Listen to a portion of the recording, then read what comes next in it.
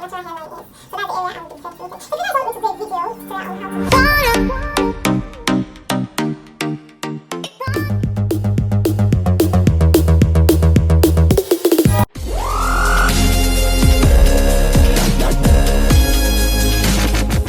Hello everyone, welcome to my channel. If this is your first time of tuning in to watch my video, you're highly welcome.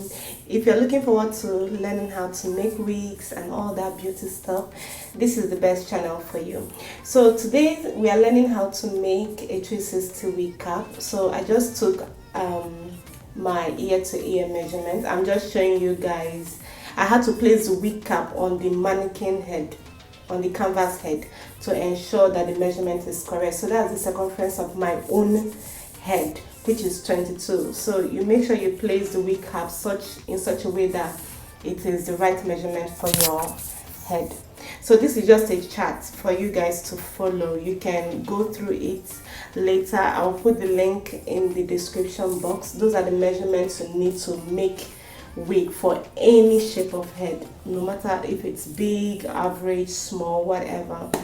So I just placed the hard veil net on the head of the canvas like that, and then you can see how I'm pinning down. I'm trying to remove the folds from that area, that front area. You really need to make sure that it's smooth and it's laying down flat. So just follow exactly what I did in this video if you want to get it right. Otherwise you won't get it right. So now I'm just stitching it onto the wig cap. That's the black wig cap. Okay, make sure you tie a knot at the end of the thread. So now you see this area I just highlighted. That area I was not supposed to stitch it. I was not supposed to stitch it down, but I don't know, it just skipped my mind and I did that. But after everything I had to remove it in order to attach it to the back lace. So just keep watching, you understand what I'm talking about. So now I'm cutting off these straps at the back. Sorry, that's my younger brother at the back. Okay, so now we're placing the back lace. Make sure everything is laying down flat. There should be no rumples, no folds. Just lay it as flat as you can. Next thing is I'm taking measurements for how far, that's the length of the ventilating, how far I want to cover. That's the length I want to cover for the ventilating. It can be higher, it can be lower, depending on what you want. So I'm just going to go ahead and stitch it in like you can see me doing in the video. Okay, and after this we're going to be stitching the two nets together, just the two veil nets together. Don't attach this to the black one, and pinch it as tight as you can. Okay, so that when you wear it on your head it can be very tight, it won't be loose. So that's what I'm doing right here at this point in time. So like I told you, I had to loosen that first stitch so I could attach the two together. Now I'm cutting off the excess lace, cutting it off, cut off every part of this excess lace.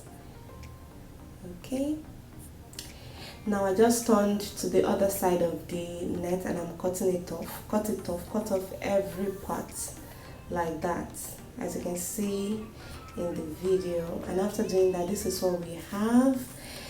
Then I now had to go ahead and stitch down this excess for everything to look very clean.